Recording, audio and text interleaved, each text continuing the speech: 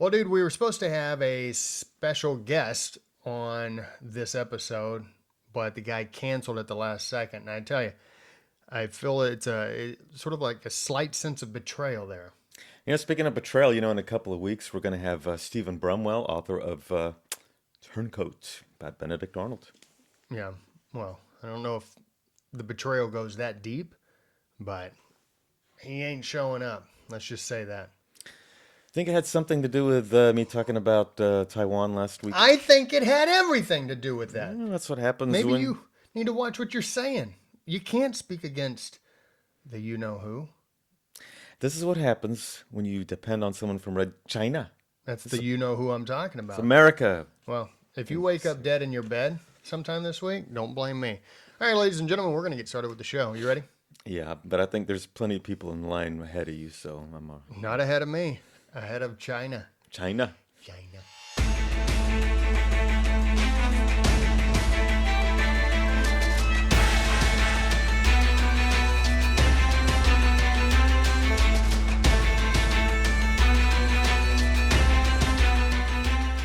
Hey, what's up, everyone? Welcome to another episode of the Sons of History podcast. I'm Dustin Bass. And I'm Alan Wakim. Yes, he is, and he looks phenomenal with the upturned collar. Yeah, you like that? Yeah. Turncoat? Little... Turncoat? No. No? It's not a Okay. turncoat, but, Just it's a little cold. upturned. It's a little cold out there, so It is chilly, man. you The know. wind came in very strong. So, so we did a bit of a scramble this week because we had a guest cancel, which never happens. Never No, happens. it hasn't. People want to talk to us. We They wanna cancel. talk- We cancel on them. They shouldn't cancel on Exactly. us. We do the canceling. That's right. We're the cancel culturalists. We are the Sons of History. That's right. It was and he. we will make you history. Yeah, that's right. Yeah. So All right, so we had to scramble a little bit. We do have Stephen Brumwell coming on in 2 weeks Yes. to talk about Benedict Arnold. So we figured, or you figured, more or less, it's like, hey, what do you want to talk about? And you want to talk I about was like, Saratoga. one of his greatest victories was the Saratoga Campaign, and I figured, if we're gonna have a discussion on Benedict Arnold, let's talk about some of his exploits, what he did. Now, this subject or this episode's not going to be all about him, but it's going to be quite a bit, and shows the kind of impact that he And had. it'll be a good lead up to the conversation that we're going to have. Yeah. And although it happened starting in like June, and we're in February, so it's nowhere near when we are right now. Therefore, it's not going to be used in This Week in History. All right, so Alan, you go ahead and start up because I started off our week 1. Week 2, go ahead. What's your This Week in History? This Week in History, February 1945, the Battle of Iwo Jima. This is a little island, 8 square miles. That's it. It was halfway between Tokyo and the Mariana Islands because we started the bombing campaigns after we captured the Mariana Islands. And so the 3rd, 4th, and 5th Marine Divisions landed on the island, and there was some Army units also, but those were the 3 big units that really did the attack. And they thought it would be more of a mop-up operation, a lot of bombings and shelling of the island, but it ended up being 5 weeks long. There were about 21,000 Japanese soldiers on there. All but about 216 died. 216 surrendered. That's it. So about 21,000 Japanese soldiers died. Now on our side, What's the ratio there? that's quite a bit. I can't even one in 1,000. I don't even know. I have to sit and write it down. But we lost like almost 7,000 men killed, about 25,000 casualties overall. That was for 8 square miles of land. Now the raising of the flag by the picture taken by Joe Rosenthal of 6 of the Marines. That was actually the second flag raising. There were 2 of them. right. There was a small one. That's one that got all the hurrahs and the honks of the horns from the ships and the cheers from the Marines. But it was a And really the small honking flag. of the Canadian convoy. Yes, I know. No, can't have any of that. So yeah, it was a smaller flag, but then they wanted a much bigger flag, so they sent up 6 other guys who raised a second bigger flag. It didn't get enough attention, as much attention as Right, the yeah. first one, but Joe Rosenthal took a photo of it and became won a Pulitzer Prize, became one of the most famous photos of the Second World War. Yeah, well, of American Yeah. history too. Fifth Yeah. day, fifth day of the fighting, half of those guys end up getting killed Hmm. at Iwo Jima. And and when it was over, I mean, our leaders were like thinking, we lost that many people at Iwo Jima for that small land, and we lost 12,000 men killed at Okinawa. They were afraid what was going to happen in the Japanese islands, and that's part of the reason why we nuked those two cities. Yeah. Well, my This Week in History, this episode comes out on the 14th. Happy Valentine's Day, everyone. So I figured, why not a nice little lovely romantic Valentine's Day massacre? So we're going to travel Oh, on up to Chicago for this. Is February 14th, 1929. Um, at this point in time, actually five men dressed up like cops walk into a garage, and there are members of the Bugs Moran gang. There's five of them. Two of them were, one was like a mechanic. He really wasn't. He wasn't a gangster, hmm. and another guy was just a guy who liked to say, "Hey, I know some gangsters and I hang out with them." I think he was like a dentist or something. Well, all seven of them got lined up against the wall, and these five individuals blew them away, destroyed. Well, that was a real turning point in the fight against the Italian mobsters, the mafia. So La Mafia, no, that's I think the I know Mexican band, the Moran had the and north that has side; they nothing were to do with it. Irish, and Yeah, the Capone had the south side; those were the Italians. yeah, So, but see, that's pretty just a vicious. And that's speaking of just a Capone, typical day in Chicago now. oh yeah, People, absolutely, yeah. What has changed, except prohibition's gone, right? Actually, Al Capone was the one who was blamed for that. So everybody thinks that you read up on it. It's like, yeah, Al Capone was the one. he was down in Miami when it happened. He had Exactly. nothing to do He with had it. nothing to You have do no with it. Hey, shred he's of a evidence. respectable businessman. Yeah, Hey, I'm a respectable businessman. I sell things. I do things. he Um, provides a service. yeah, exactly. You don't want the service. Maybe something happens to the place. I don't know. Is that pretty good? That movie, The Untouchables, I loved that because I was Don't do that, man. what? That's my movie recommendation. Oh well, okay. That only Whoops. highlights how great. Slip. That only But highlights anyways, how great your. so there were actually a number of suspects, Mhm. Al Capone being one of them. Another one was actually Bugs Moran.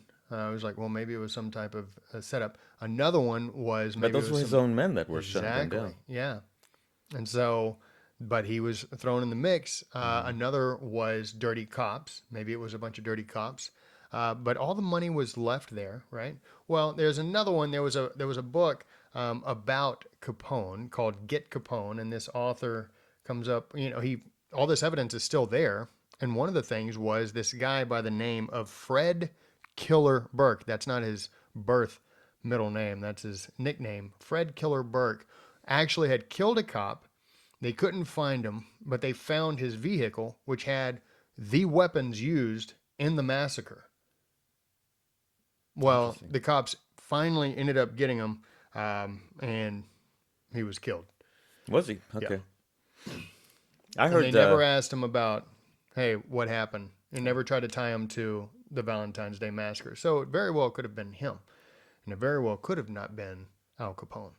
I heard a story that they brought in a couple of guys from New York because they didn't want them to be recognized when they walked into the garage. Was a Yeah, thought. yeah, Yeah. yeah. That garage But the isn't thing there is, anymore. like none of them drew their guns, right? So they're dressed up like cops. So Yeah. apparently they didn't recognize them, or maybe they did recognize them. But if they did recognize them, why would they be dressed up like cops if they knew that they weren't cops? So maybe they definitely were cops, or they were just people that they didn't know who they were. And why are you going to do that on Valentine's Day? Happy Valentine's Day. Keep the change, you filthy animal. That was pretty good.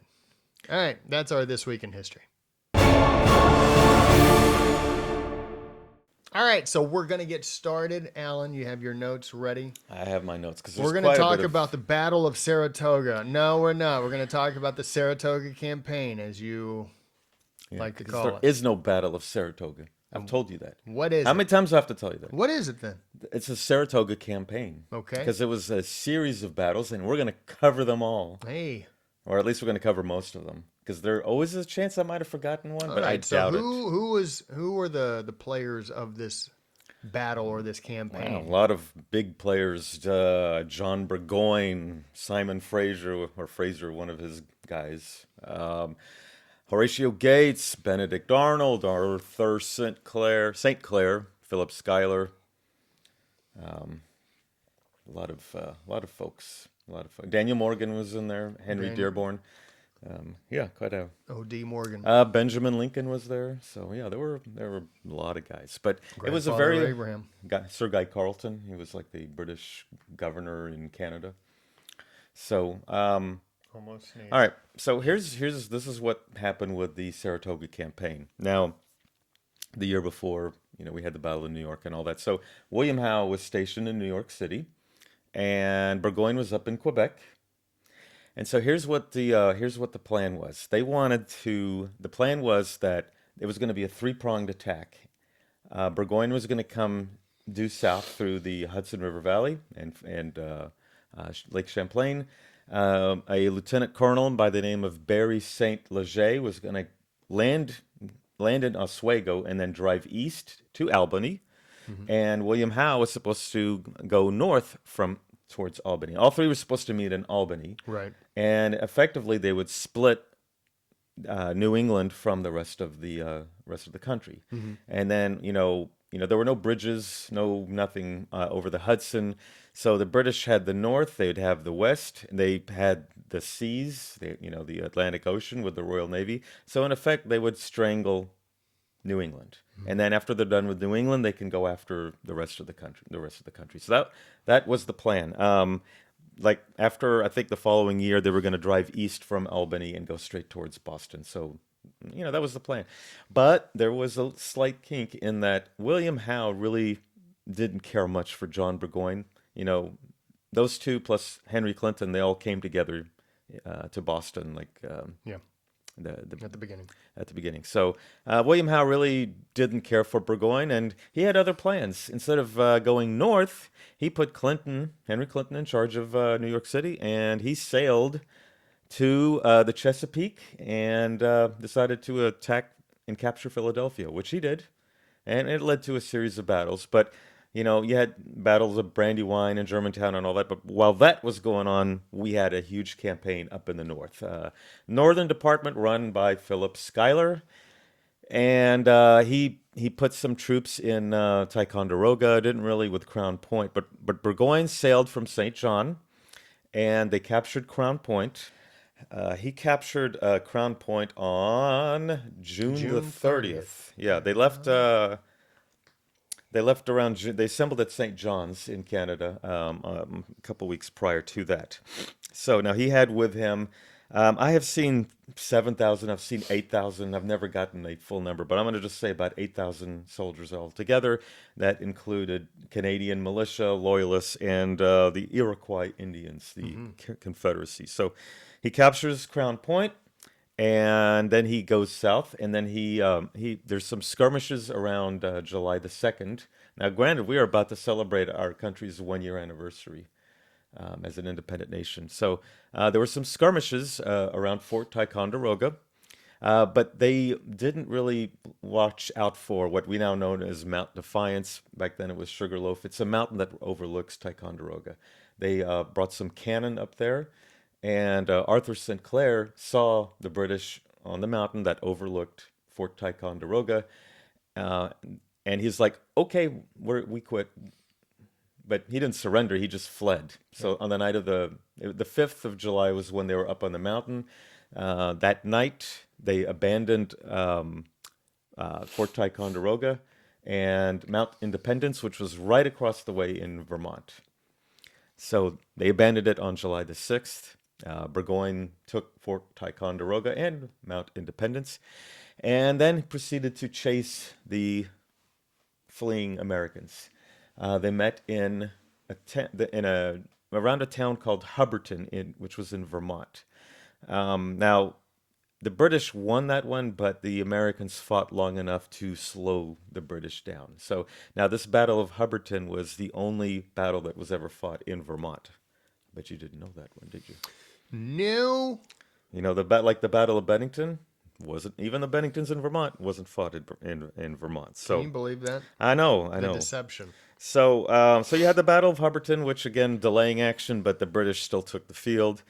And then they kept driving through. There was a town called Skenesboro, named after a loyalist named Skene. And then there was the Battle of Fort Anne, which really wasn't much of a battle, but there was one British officer that was screaming like Indians, war whoops, and it scared the Americans, and so they fled. So, One guy screaming. one officer was screaming. He needed reinforcements. He was kind of, you know, needed help. So he was surrounded by U.S. soldiers, American soldiers and militia, and so he decided to pretend like he was an Indian, did the war whoops. It scared them, and they took off. So Man, they captured Fort Anne and kept going I would have towards just shot Fort. into the noise. Huh? I would have just I shot into don't the know. noise. That was the frontier. People were scared. Didn't Yeah, you ever read The Last of the Mohicans? I didn't read it, but I did watch it. Okay. Okay, well, you know that famous fort that was captured, the Hmm. William Henry. Okay, well, that's in Fort George, which is like on the very southern end of Lake George, or Yeah, not Fort George. I'm sorry, Lake George. It's on the very southern end of that lake. yeah. That town was captured. Fort Edward, which was just south of there, that was captured. Now, Schuyler, what he did was he had his men cut down trees, as many trees as they could, to slow down the British soldiers. Tell you what, if the EPA was around, Yeah, yeah. That the tree huggers would have been. we wouldn't have a country. No, we would not. It was it did slow the but those poor innocent trees Yeah, I'll cut down. murdered. Yeah. So and they were destroying bridges. They were like just doing all kinds of things. Yeah, Scorched earth policy. yeah. That's what Schuyler ordered, a scorched earth policy. Now Schuyler and St. Clair both got court-martialed because Fort Ticonderoga fell. Um, now Arthur St. Clair, he did call out the militia. He kept yelling, "Please, we need the militia. We need help." And Was the anybody militia, held accountable for the loss of lives of trees? See, you that's know, what that's irritates me. yeah, Yeah, that and I that know it does hurts peeve you me to too. this day. Yeah. To this day, it kind of peeves me, the whole thought process. But Mm. yeah, so. But yeah, St. Clair and Schuyler were both court-martialed, relieved of duty, and we'll talk about that a little bit more. Yeah. Horatio Gates took over Schuyler's. Schuyler was head of the Northern Department, but Horatio Gates took over for him. So now, like I said, St. Clair did call out the militia all over, and they did turn out quite a bit, which had a huge factor later on. So um, now there was also this young lady named Jane McCrae who was dating one of Burgoyne's uh, loyalist soldiers, Mm. and she was going to go and try to be with him. But now the Indians, many of the Iroquois, you had the Huron, the Algonquin, they were all coming in and aiding Burgoyne, and they were going on a rampage. Well, they came across Jane McCrae and killed her. Just Uh-oh. wham, they scalped her. And then they showed the scalp to Last dance with. to Burgoyne, and that guy that was dating Jane McCrae, he was right there, and he recognized his girlfriend's scalp. He recognized the He scalp. recognized the scalp. Yep. Wow, So that's Burgoyne really didn't intimate. do anything to them, but that was a huge propaganda for the Americans. Yeah. So Mm. yeah. So and anyway, so now at the same time, let's go west. Okay. Young Oswego. man. So Oswego, Barry St. Leger lands in Oswego with about 1,000. Most of were, there were a lot of Canadians, some Indians. Now he had a Mohawk chief named Joseph Brant, very famous Mohawk chief. He also had a guy, I think his name was John Butler. That he had Butler's Rangers. Now these guys were um, tough loyalists. They're called Butler's Rangers. Hmm. They were loyalists. Not they really didn't care much for the Patriots because they lost a lot of their lands and all that. So they landed in Oswego and then they marched east to a town. Today there's a city called Rome, New York. Hmm. Now right smack in the middle of Rome, you can go there right now. There's a Fort Stanwix. Now back then it was called Fort Schuyler, named after Hmm. General Schuyler. So that was around August the 2nd. They showed up and they besieged Fort Schuyler. Now, the militias heard about it, and there was one guy. Um, let's see. His name was Herkimer. You know, this is the part. Here we go. Herkimer. Nicholas Herkimer. He had about 800 members of the Tryon County Militia. And he had some Indians with him. The Oneida, I think is what they're called. Oneida. Okay. They're part of the Federation of the Six Yeah. Nations. Okay. So they marched west to help out the men that were trapped in Fort Schuyler. And then they were attacked in a town called Oriskany. So that's where you had the Battle of Oriskany. And that was on the 6th of August. They were attacked by Tories, some Canadians, British soldiers, and many of Joseph Brant and that Butler Yeah. guy. And if I can ever get his correct name, but I just know his name was Butler. I think it was John Butler. So, anywho, yeah, John Butler. So I got the notes There right you there. go. Not All Jimmy right. Butler from the Chicago Bulls. No, Different no, guy. no. Okay, so Very they different. attacked the Americans. Herkimer. Now Herkimer was mortally wounded, and he propped up against a tree, and he was still directing his men to fight. And you know they kept coming. They kept coming. Butler's men tried to turn their coats around to pretend like they were patriots, but you know this is a civil war. Some of the guys were like, "That's my brother. That's Butler's." You know, and so the fighting resumed, and they were able to hold them off, and they went back to Hmm. the besieging Fort Schuyler. Now, General Schuyler, he was still in command at this point. He sends Benedict Arnold Hmm. to go relieve the guys at Fort Schuyler. So Benedict Arnold goes west, and he gets some recruits. He has about 1,000 men himself. Now they captured this loyalist, and he told the loyalist, "This is what you're going to tell him. You're going to tell him that Benedict Arnold is bringing a huge." Now Arnold, by the way, had a big reputation. He had a great reputation for Yep. himself at this point. But he said, "Tell them that I'm coming in with like thousands and thousands of soldiers." Yeah. So he goes back and he tells Barry St. Leger, "Yeah, he's got thousands of soldiers and they're on the way right now." Yeah. So Joseph Brant's like, "Okay, we're out of here." So St. Leger loses all his men, Hmm. all his Indians. Yeah. So St. Leger is like, "Okay, this is obvious failure. Let's get out of here." Right. Now he also thought that Burgoyne had been defeated. That was also part of the ruse. So St. Leger just takes off and he leaves.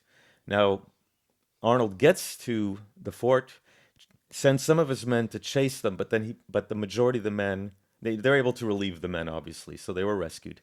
So then he now turns around and goes back because he knows that Burgoyne is heading south, and they were going to meet at Saratoga. When he gets to Albany, he finds out that Horatio Gates is now his new boss. So he goes up. Now, what is It's the Saratoga? beginning of the end. Yeah. Well, you know, at this time, Gates Or and is it the end of the beginning? I don't know. Who said? Somebody said that. Winston Was Churchill. it Winston Churchill? Okay, so Different war. yeah. So he goes up. Now, Burgoyne is still marching south. He doesn't know really that Howe abandoned the whole thing. Hmm. Um, I've heard different dates as to when he did find out, Yeah. and he certainly didn't know about Saint Leger. So he's now marching south. He crosses the Hudson, and he's now on the west bank of the Hudson. And as he's coming south towards Albany, there's a hill, Hmm. the Bemis Heights area. It's a pretty hilly area. Bemis or Bemis? Bemis Heights. Man, I keep You were doing the that. one who I wanted to get know. that right. Bemis. Bemis Heights. Okay. Now, Bemis Heights is north of Albany, Hmm. and it's just south of Saratoga. So now there was this Polish engineer, Thaddeus Yeah, Kochu- Thaddeus. Don't even get me Kosciuszko. on that last name. Thaddeus Kosciuszko.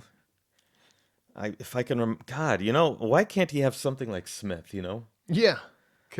Smith. Well, okay, so his name was he was a famous engineer, Tadeusz Kosciuszko. So he designed the defense around Bemis Heights. So Bemis. now they've got to the east of them, they have the river, Hmm. the Hudson River, also known as the North River. And then they're up on the hill. And then to their left was really, really thick forested areas, which doesn't work well for British soldiers Right. because the British Army, they like to march in formation. Exactly. The They don't do forest, the guerrilla stuff. huh? Yeah. Yeah. Yeah. So, our guys were more into the forest. So Hmm. now this is where General George Washington sent like Daniel Morgan and Henry Dearborn up there, sharpshooters, light infantry to aid Horatio Gates. And so here comes Burgoyne. And as he's marching and he's moving forward, um, they attack, the British attack, but now he sent a guy that Simon Fraser guy, one of Burgoyne's men, Hmm. on to his right flank, which would have been like to the American left flank. Yeah. The British are known for flanking; they were pretty good at that. Now Arnold figured that they were going to do that, so Hmm. the main body did hit, Burgoyne's main body did hit the main American part, but there was that one flank where the British went, and um, Benedict Arnold, sent his men to meet that flank because Yeah. he knew that that was going to happen. And Yeah. sure It's enough, sort of like how Hans knew that the FBI were going to go exactly yeah, by the FBI playbook. yep. And the Yeah. two Johnsons didn't see that coming. No relation. No relation. So yeah. So it was. So that battle was. I think it was September the 9th. September the 19th. Battle of Freeman's Farm. That was the first Battle of Saratoga, because there were two major ones. Hmm. Um, Now, I did want to mention. We'll mention the battles of Freeman's Farm, but I do want to discuss one little battle, which this is going to kind of make sense as to what was going on. So you had the Battle of Freeman's Farm, Hmm. and the British lost a lot of guys. Now they held the land, but they lost a lot of guys in the process. And he decides Burgoyne was going to attack the next day, but he realized that wouldn't be a good idea Good because his idea. men were too worried. So he decides to dig in and wait for Leger. And now, by this time, he knew that Henry Clinton, was going to come up there. Hmm. Henry Clinton, he found out that William Howe sailed off to Philadelphia, which he captured, and so Henry Clinton was going to um, bring up some men to help relieve and help out Burgoyne. So he's like, okay, I'm going to dig in. Now, what's important is that, and because I forgot to mention this one part in one major battle, and I don't know why I missed this one. This is what happens when you don't look at your notes too much. Oh, you got to look at your I got notes. to look at the notes. The You got a Battle lot of of notes. Bennington. How could I have missed the Battle of Bennington? I don't know. Why would you miss that? Well, I shouldn't have. You know why? It's because in my notes I didn't put it as a highlighted thing. Well, there you go. That was my fault. You But got to learn. this But this is your this first time to put notes together. well, this So, is my and this is your first time on the show. it's not my first time on the show. It's the first time I've produced a show in quite some time. But it's my friend's fault last time. Um, yeah, Which friend? well, my girlfriend Oh, I thought you meant and a friend and the guy in China. our friend named Beth. So my girlfriend Laura wanted me to be at her place like at such and such Oh, time. yeah, yeah. And Move Beth, on because I'm tired of you coming up yeah, with right. Okay. excuses with every little So thing. I had to be somewhere, and so I was like rushing to. Okay, the Battle of Bennington. All right, now they were running low on supplies. This is back when Burgoyne was still at like When Fort was Edward. this? In June, This July? was in July. Okay, so July 29, Okay. Burgoyne captures Fort Edward, which was kind of like a big deal in that area. Now, on August the 3rd, okay, so August the 3rd is when he received the news that William Howe wasn't coming. So he's like, eek, that kind of sucks. He didn't know about St. Leger, but he knew that Howe wasn't going to be coming. So he sent a couple of Germans to go. He knew of an armory in Bennington, Vermont. Hmm. Now, you remember how I said that Arthur St. Clair called out the militia? Hmm. Well, a guy named John Starks answered the call, and he had his New Hampshire. He had like New Hampshire soldiers and militia waiting in Bennington, Vermont, which is where this big armory was. John Starks, was he from New York? And I thought he was from New Hampshire. He didn't play for the Knicks? No, this is before, you idiot. See, I can call you an idiot now. He actually fought at the Battle of Bunker Hill, which really was on Breed's Hill. He also fought the Bulls and the Rockets. Yes, Lost both times. yeah. They think that he was the one who said, "Don't shoot until you see the whites of their eyes." John Starks. John Starks, yeah. So he was in Bennington. He's a good man. So Burgoyne sends, let's see, Lieutenant Colonel Friedrich Baum. From my understanding, he couldn't even speak English. He was a German. Oh, Yeah, no. man. So That's rough. yeah, he sends about 700 troops, and And you imagine him just taking off after speaking for like 10 minutes and then, you're in charge. And then when he leaves, you look to your guy who's supposed to be helping. You're like, what the hell did he just say? yeah, I know. Sprechen Sie Deutsch? But I tell you what, here's what sucks for Burgoyne. What's that? It seems to me walking into a trap set by his own men. That sucks. Like you're betrayed by your own men. Yeah, no, that's kind of. It's like you're depending on someone to help Yeah. you out, And then they don't. They don't show. I mean, if Howe had done that, they It could. could have been a very different outcome. Yeah, yeah. But what is it? Jealousy or just disregard for each other? Yeah. If you don't work together, man. Well, simultaneously while all this is going on, Howe is fighting Washington at Brandywine, Germantown, Paoli. So yeah, there was a lot going on There's both a lot ends. going on. Yeah. So okay, so Baum just before he could get to Bennington, he's still in New York when Starks attacks him. Now I've actually been at that field. It's like a hilltop. So Baum was up on the hilltop, and Starks and his men surrounded them, totally annihilated them, totally annihilated them. So as they're doing up and Baum was killed. Just about everybody was killed or captured. So His final words, 999. nobody understood. Yeah, probably. Actually, yeah. You know who else speaks German was Hans Gruber, but see, Hans Gruber spoke English. Hans Gruber. Hans Gruber, yeah. Anyway, okay, so now mopping up, they're cleaning up the mess that was created at the Battle of Bennington, which was on the 16th of August, and that's where that big famous Bennington flag. You've seen that one. Even though it wasn't fought in, it So was we fought in New got York. through Bennington. Okay, well, hold on, it's not over. We're not over yet. No, no, no. They're because, mopping up? Because now there was a second group of Germans under Lieutenant Colonel Heinrich von Bremen. He shows up with about 550 to 650 of his own men. But right when that happens, Seth Warner of the Green Mountain Boys from Vermont shows up to aid John Starks. Green Mountain Boys, they belong to Daniel Morgan, right? Or is No, that someone Daniel else? Morgan's riflemen. They're Who, he had like Pennsylvania. Who was the leader of the Green Mountain Boys? That was Ethan Allen. Ethan Allen. Yeah. I knew it was But a then- famous name. Yeah, but then Ethan. I knew it was a guy who put furniture together. Yes. I thought you were going to say something about Green Mountain Energy. I used to have them. I did too, but they were too expensive. They started off well, Yeah, they did. and They then all did. of a sudden I was like, Yeah. can't afford you. Well, Ethan Allen was captured, and I don't know when he was released, but he wasn't in charge at this point. So Seth Warner, not of Warner Cable, but Seth Warner was in charge of the Green Mountain Boys. So they showed up. But they he was one of the Warner Brothers, right? Oh, Ah. see, my jokes they're better. Keep going. The time I spend is like life. Get it? Okay, so so Bremen's got his ass kicked by Prove Warner my and point. Starks. So Bremen goes back and tells Burgoyne, dude, game over, man, game over. We lost. And they didn't have any supplies. Now, Bremen did survive, unlike Baum. But, they didn't have any of the supplies that Burgoyne badly needed. So now fast forward to Freeman's Farm. Freeman's Farm. Okay, so Battle of Freeman's Farm takes place, and Burgoyne decides, okay, we're going to dig in. They were even planting crops.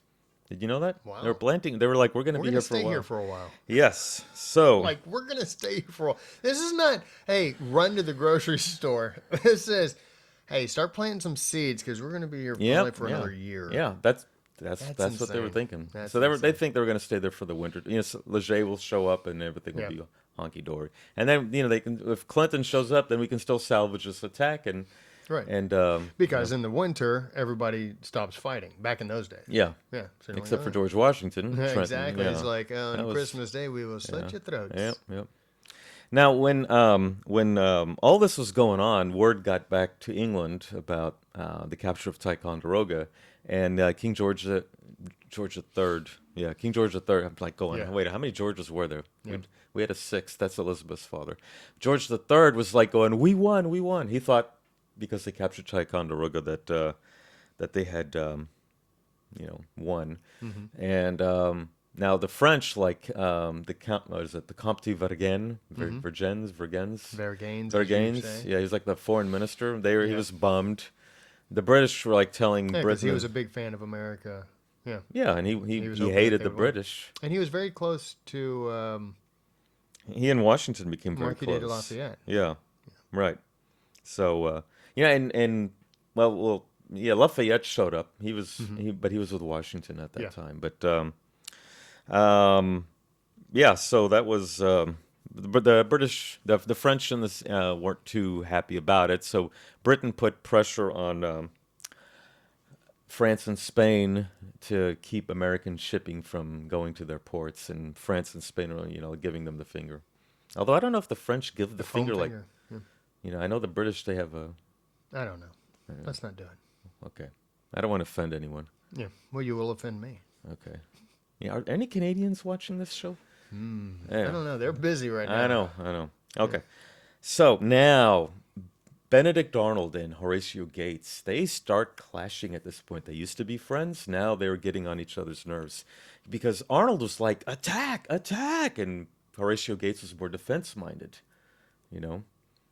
So it, caused problems between the two of them. So now fast forward, and we are going to move to the next battle called the Battle of Bemis Heights, which is October the 7th. 2 days before my birthday. Is it 2 days? You need to really let me know when your birthday is because Why does it matter? You're not going to give me anything. I didn't do Wow. anything that fall. I I had hope a that. rough time. I had I my hope mom. that cut you pretty deep. Well, you I know, don't know when your birthday is, so I, I don't want to tell it. they're not going to get you anything either. Some of my friends do watch this. Although after this episode, probably not. All All right. right, Venus Okay. Heights. The Battle of Bemis Heights. All right. So now, Benedict Arnold was like sick and tired of Horatio Gates's weakness. Arnold was like, attack. Yeah, yeah, yeah. Because Gates that's was what he like, was all nope, about. nope, let them come to us, type of thing. Yeah. So now, October the 9th, October the 7th, the You're attack welcome. begins. Thanks. The attack begins again. And, it, w- it was like Freeman's Farm, just really, really bloody and hot and a lot of stuff, a lot of shooting, a lot of artillery duels and this and that. But our guys, the Americans, were starting to win, Hmm. and then Benedict Arnold's, him and Daniel Morgan and their men, they kind of went to their left, which was the British right, and outflanked them in there were these two redoubts where they had artillery. One of them was named after Bremen, Heinrich Bremen, and the other redoubt, and you go there, and they rebuilt the redoubts, and the other redoubt was named after a lord, and I can't pronounce his name. It's like Barkel something or other, Balcarus. They named the redoubts after them, Lord Balcarus. Anyway, this is where Benedict Arnold got severely injured In the leg. in the leg. Yeah, horse fell on him, Yeesh. broke his leg. Now he hurt his leg like the previous New Year's, or I think it was previous New Year's, whenever it was when they were attacking Quebec, Hmm. and he messed up his leg. Well, now he messed up his leg again. Yeah. So yeah, it was like a year and a Yeah, half he got earlier. shot first, and then this was the horse I think he got shot. Yeah, he got in shot. Quebec. It was Quebec. It was New Year's Eve of from 76. 75, ending of Oh, 75. 75 Yeah. and beginning of 76. Yeah. So it's New Year's Eve, New Year's Day. It was in the middle of a blizzard. So Hmm. so now his leg gets re-injured. Okay, and but they kind of like swung behind the redoubt, and they were able to capture the two redoubts. And when they did that, that was their right flank, the British right flank. Yeah. So that was it. The British just they took off running, they fled, and went all the way back to the Hudson. That Simon Fraser guy, he was hit, Yeah. and they buried him. I went to the area where it's overlooks really really pretty area, overlooks the Hudson River. Mm. Um, so yeah, so that was the Battle of Bemis Heights. It was a resounding American victory. The Burgoyne fled, Hmm. and they moved up north. They traveled like 8 miles north to present day Schuylerville, Yeah. named after Schuyler. Schuyler had a house there. Burgoyne burned it down. So he Nice he guy. I know. So now, remember how I said about St. Clair, how we called out the militia? Okay, so thousands of militia surrounded Burgoyne and his men Hmm. in present-day Schuylerville. And they were under siege and they were bombarding them and shelling them. There's later on I'll mention a book. I think it was Heinrich's wife or someone else, Riedel something. I can't pronounce their name. It's okay. But I have the book over there. But Right. we'll mention And it. you But will get she it. wrote and I went to the house where she was at, which was right near the river. Um, but that house was shelled, and that was kind of an aid station. And she wrote a memoir about the whole thing. It's pretty interesting. Her husband becomes a POW. Anyway, so now let's look at Henry Clinton. Now, Henry Clinton promised that he was going to show up. Now, he got delayed. He was supposed to leave, I think it was on August 21st, but he got severely delayed.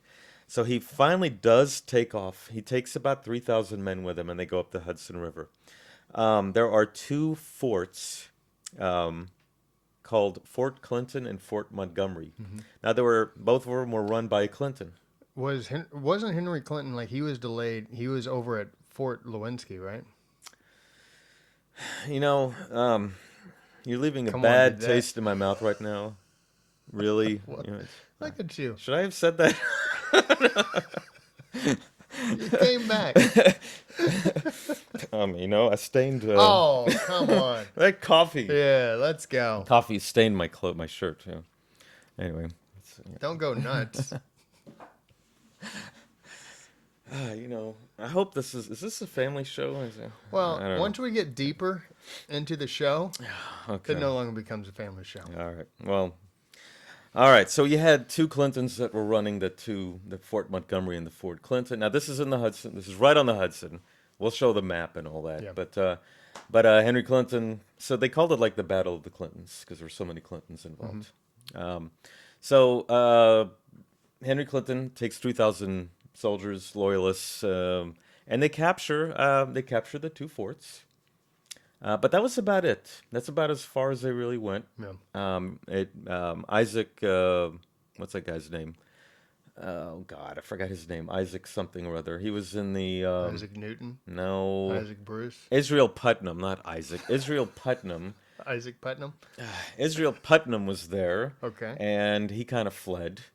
He really should have stepped up to the plate, but he didn't. But he's getting old. He's like 59 or Oh, something. he's like an that. old man. Yes. So Israel Putnam was in the vicinity, Catskills or something, but he didn't really help out like he should have. Anywho, but so those 3,000 men, it was kind of little too late. Mm-hmm. And so finally, they were being shelled. Burgoyne kept stalling, Council of War. Burgoyne kept hoping that Sir Henry Clinton would show up. They never did. Yeah. So on October the 17th, he finally surrenders. Mm-hmm.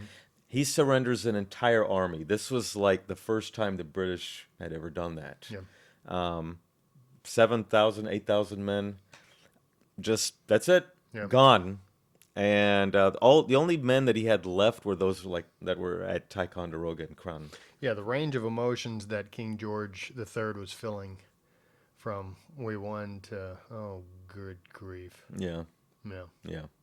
So it was, but there were repercussions for all this. Now Horatio Gates took all the credit, all the credit. He left Benedict Arnold out. Now Benedict Arnold, he was crippled at this point. His leg was just messed up. Yeah. Now that would have a bad effect and we'll talk about that, about the reverberations. The British did withdraw from Ticonderoga and Crown Point by November. Burgoyne himself was released on parole May of 1778 for about 1,000 captured Americans. So, Northern Department, man, they kicked ass, and George Washington. Now, here's the thing: the repercussions. Can you imagine if we got something like that? Like, we need to do that. What's that? Americans, like, whenever we got to trade somebody, like, all right, we'll give you one terrorist for 100 of our spies. Well, we had that. Was it that Obama got that one guy released? The one who deserted. Who deserted? One deserter for 5 or 6 I don't even high-level Yeah, Taliban it's terrorists. this, but in reverse. Yeah. Yeah. I don't remember that guy's name, but he really isn't worth It's remembering. forgettable. It's Yeah. forgettable. Yeah. And normally I'd be like, okay, I'm not going to criticize the dude, but it was his fellow soldiers that called him a traitor, a Exactly. deserter and a traitor. So, Yeah. if they're going to call him that, okay. But Uh, yeah, five or six Taliban, high-level Taliban, who, by the way, participated in the war last year where they yeah. captured It's a joke. Kabul. It's a scam. All right, now let's talk about the repercussions of the Great Saratoga victory. All right. Let's do it. What? Okay, a lot of things happened. France. France was like, hey, the British just got their asses kicked at Saratoga. I mean, we're talking an entire army Yeah. surrendered. That just does not happen. Mm-mm. So the French were now like, you know what? I think maybe, they saw that the Americans don't quit because even though Philadelphia, which was the capital, had been captured, Mm-hmm. we still didn't quit. Right. Washington attacked afterwards at Germantown. Now, granted, it was a very complicated attack, but had everybody did what they were supposed to, we would have won at Yeah. Germantown. We still did pretty well, but we didn't Yeah. win. Yeah. But the French were just amazed at how the Americans just weren't going to quit. Yep. And, Washington went back to, he settled in Valley Forge. A lot of Europeans were like, we want to help these Americans out. This is where Baron von Steuben shows up. Mm-hmm. And he's the guy that did the drills, turned Right. the American army into a disciplined. Now, the French signed two treaties with the United States. One of them was like a treaty of friendship, and the second one was the treaty, like a military treaty. Mm-hmm. So now, we didn't really have a navy. We had a few ships, but we sure as hell didn't have a navy like the Right. British Royal Navy. So now we had France's navy, Mm-hmm. which Huge turning outstanding, point. huge, yes. And it compelled Spain to join the following year, and they Mm-hmm. they had a huge navy themselves. They had like 100,000 soldiers. You put all their territories together, Yeah. which had a big effect on with the Gulf Coast campaign. Mm-hmm. So with France and Spain joining the war, then the Netherlands joined. Yep. The British. Now, here's what happened is that the British controlled Philadelphia. That's where William Howe was. Now, William Howe was like, he was bummed about everything that went on, Mm-hmm. and so he quit the war. Yeah. Henry Clinton was now the commander in chief. Yeah. The British were like going, crap, if the French are going to join us, let's send this guy named the Earl of Carlisle. There was a Carlisle Peace Commission to try to see, can we get the Americans, we'll give Americans everything except independence. Mm-hmm. The Peace Commission failed. Clinton decides, because France is now at war with us, this is a world war, he decides to withdraw from Philadelphia, go back to New York, consolidate his men, because he had to send like 3,000 men out of North America to go fight elsewhere. This is now a world war. Mm-hmm. So, Yes, the great Battle powers. of Monmouth, which really put an end to that cabal, the Conway cabal. Washington appoints Benedict Arnold to be the military governor of Philadelphia. Mm-hmm. He meets a girl named Peggy Shippen. That's where he He's being starts. harassed by Joseph Reed and Mm-hmm. his and the rest of his His minions. group, Yeah, his and ilk. so, Benedict Arnold is being sued. He's being, court-martialed. He's this, they're like saying all these things about him. Washington had to placate Pennsylvania because Pennsylvania was going to quit the war. Right. And so Arnold was like, listening. And Stephen Brumwell will get more into this. But, Mm-hmm. Arnold was like, who's this? Hey, Peggy, who's this John Andre guy, this major from the British Mm-hmm. military intelligence, friend of yours? Will he pay me? Because I really don't want to fight for these guys anymore. So Mm-hmm. there were a lot of repercussions from the whole thing. Now, Schuyler and St. Clair were both court-martialed, but they were not. They were exonerated, Mm-hmm. but by that time they really lost. They really didn't run anything after that.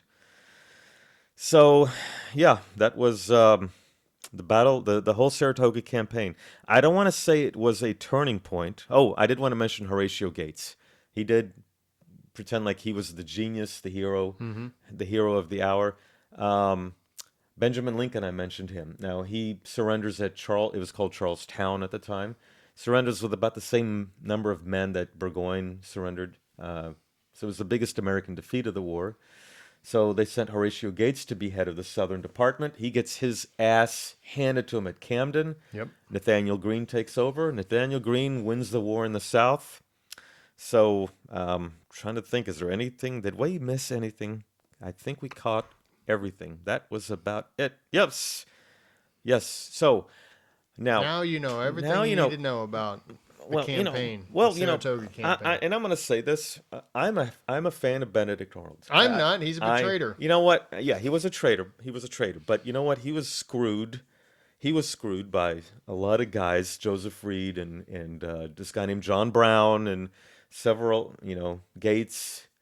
And unfortunately, he had his own Yoko Ono. That was like, you could start your own band. Yeah. And boy, So, could boy. she sing. Yeah, Yoko. I love her in Revolution Number 9. She does the She's fantastic. yeah, beautiful girl. She's a Nicest butt I've ever seen on a woman. an American icon. Yeah. So and I'm gonna say the Saratoga campaign was mostly won because of Benedict Arnold, and that was the turning point. It brought the French, and it eventually brought the Spaniards, and it was a huge. Again, it wasn't a turning point like Stalingrad or El Alamein, where all of a sudden now we're winning every battle. It wasn't like that. Yep. But it was more of like if you know the Peloponnesian War, it was kind of like the surrender at Syracuse. It didn't turn things around completely, but it was the beginning of the end, or the end of the beginning. Yes. All right. Well, Yeah. fantastic. I'm looking forward to the conversation because I got a lot of questions to ask Stephen Brumwell Yeah. in regards to Dr. Arnold. So, Yeah. all right, man. So, Well done. thank you, sir. Appreciate. Well I enjoyed done. this one. Yeah, I know. You So- did all the talking. Next, see that this is why if you're gonna invite someone from China, make sure they're Taiwanese, not a PRC. Yeah. The People's Republic. POC? The Oh, okay. Chicoms. Yeah. No, I got you. All right. Well, that brings our show to an end, except for our book and movie recommendations.